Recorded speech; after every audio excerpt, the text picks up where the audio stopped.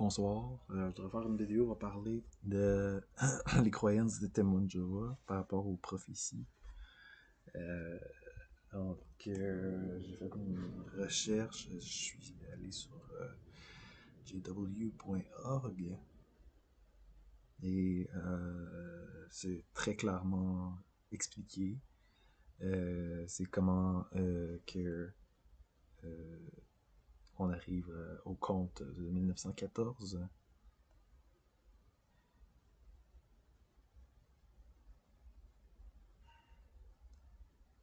Fait que j'ai un lien. Ok, ça dit que la destruction de Jérusalem, c'était en 607 avant notre ère. C'est là qu'a commencé le temps fixé des nations, le temps des gentils, qui était l'absence du royaume, de la domination de Jéhovah. Et si je lis carrément, ça dit cela s'est produit en 607 avant notre ère, lorsque Jérusalem a été conquise par les Babyloniens. Le trône de Jéhovah s'est retrouvé vacant et la lignée des rois qui descendaient de David a été interrompue. En 2 rois 25, 1 26. Donc, ça a été effectivement le Jérusalem a été conquise par les Babyloniens. L'archéologie le confirme. Sauf que la date, ce n'est pas 607 avant notre ère, mais 586 avant notre ère. Alors, si vous faites une petite recherche, vous allez voir qu'ils n'ont pas eu la bonne date. Ce qui fait que... Parce que c'est cette date-là qui disent que c'est à partir de ce temps-là. Ils disent que Daniel, chapitre 4, renferme l'élément qui permet de connaître la durée de la période du temps des gentils. Par rapport au rêve prophétique de Nebuchadnezzar, de Babylone, que 7 ans passeraient sur lui, sur l'arbre qui a été abattu. Ils disent que c'est la prophétie qui explique que la domination de Jéhovah serait passée par 7 ans.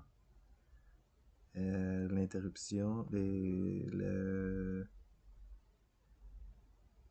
ils disent selon Révélation 12, 6, 14, 3 temps et demi équivaut à 1260 jours. Donc 7 ans durent donc 2 fois plus longtemps, soit 2520 jours. Que le temps des des gentils n'ont pas arrêté. Et sur la base de Nombre 14, 34 et Ézéchiel 4, 6, il est question d'un jour pour une année. Les 7 ans correspondraient donc à 2520 ans. Les 2520 ans ont commencé en octobre 607 avant notre ère, quand Jérusalem est tombée aux mains des Babyloniens et que le roi de la lignée de David a été détrôné.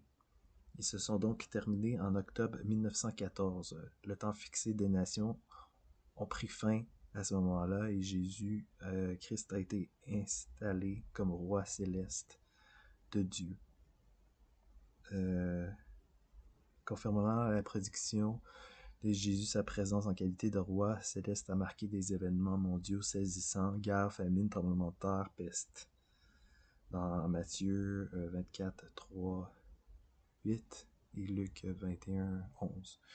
Ces événements attestent avec force que le royaume céleste de Dieu est né et que les derniers jours du présent système de choses méchants ont commencé en 1914. Et comme j'ai dit, s'ils n'ont pas la bonne date, c'est que l'archéologie dit que c'est en 586 que le temple a été conquis, que le Jérusalem a été conquis par les Babyloniens.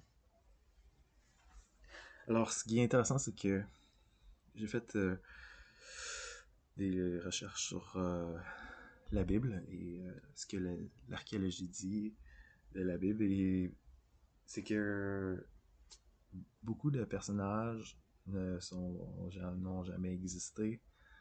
Sauf que, effectivement, puisque dans les témoins de Jéhovah, un des éléments clés quand j'ai commencé à écouter, je veux dire, aux réunions, on nous en parle souvent, c'est que la prophétie de Daniel c'est une statue que c'est un défilement de les royaumes de la terre. Puis, t'as le royaume des Assyriens, t'as le royaume des Babyloniens, t'as les Médo-Perses, la Grèce, Rome et l'Empire anglo-américain. Puis chaque partie de la statue, c'est fait en différents éléments, comme cuivre, or, fer. Puis il y a une roche qui est au sommet d'une montagne, et puis la roche se fait en 1914. Je sais que la roche a été lâchée, puis qu'elle est en train de se diriger vers les pieds, puis que parce qu'on est le dernier royaume euh, présentement, qui est l'Empire anglo-américain.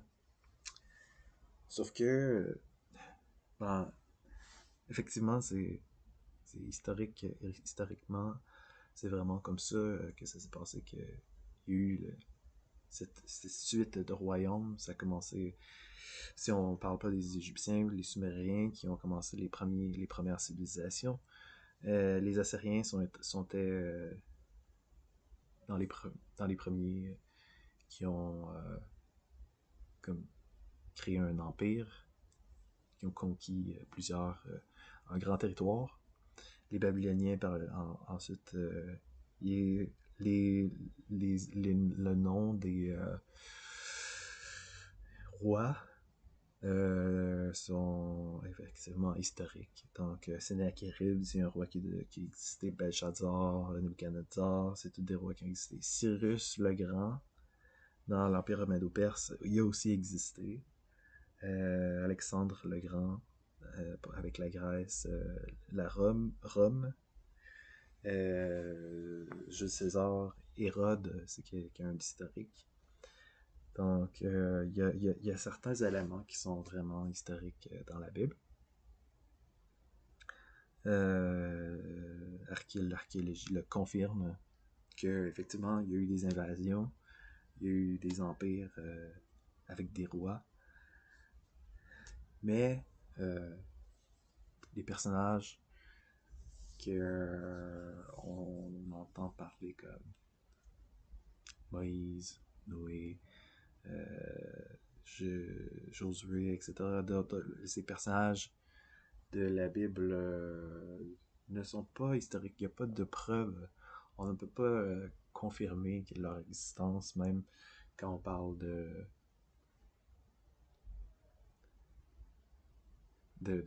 villes, où il n'y a pas de preuves archéologiques qui confirment que c'est comme ça. Et, en fait, la Bible aurait été écrite par des scribes et non pas par Moïse. Ça aurait été écrit par des scribes qui auraient été éduqués, des personnes qui ont suivi des formations. Puis ça a été écrit parce que les Juifs étaient, quand les Babyloniens les ont conquis, ils ont été en exil à Babylone.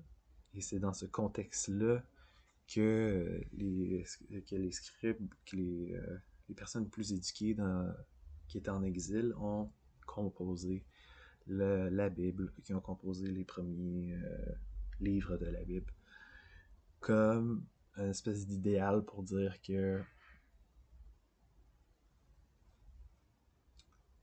nous, on est différents, on a une identité propre à nous, on a une histoire propre à nous, et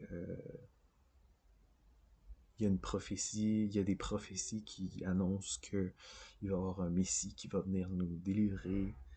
Euh, donc, c'était dans cette optique-là que le, le, le testament, l'Ancien Testament a été écrit. Euh, ça n'a pas été écrit. En fait, ça a été. Ils se sont inspirés d'autres histoires, comme je l'ai dit dans d'autres vidéos.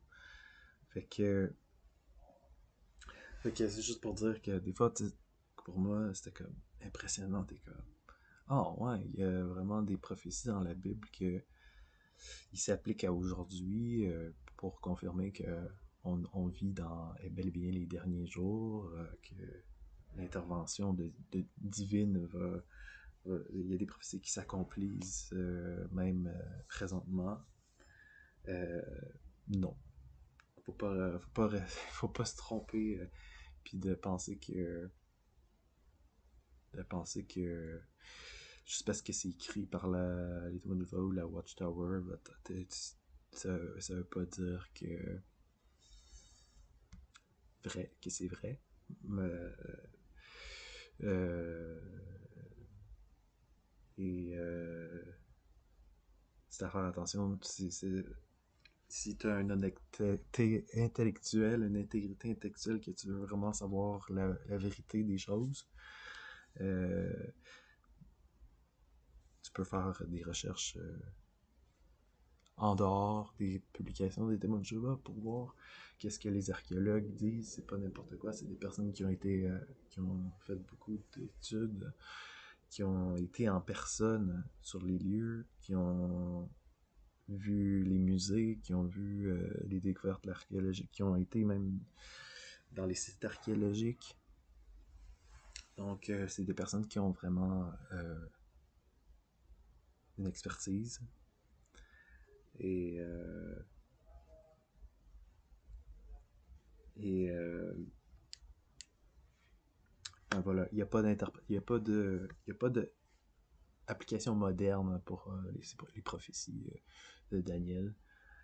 Euh, c'est malheureusement pas le cas que les créatures, que les bêtes sauvages, que les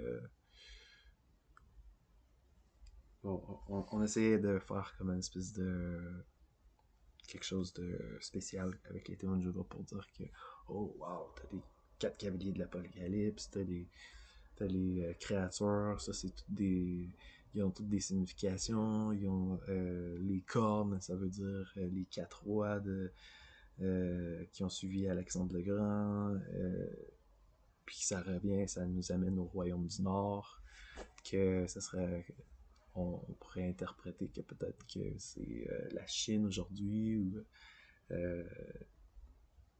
ben, en fait il n'y a pas d'application moderne, il n'y a pas d'application moderne, fait que c'est ça. Merci.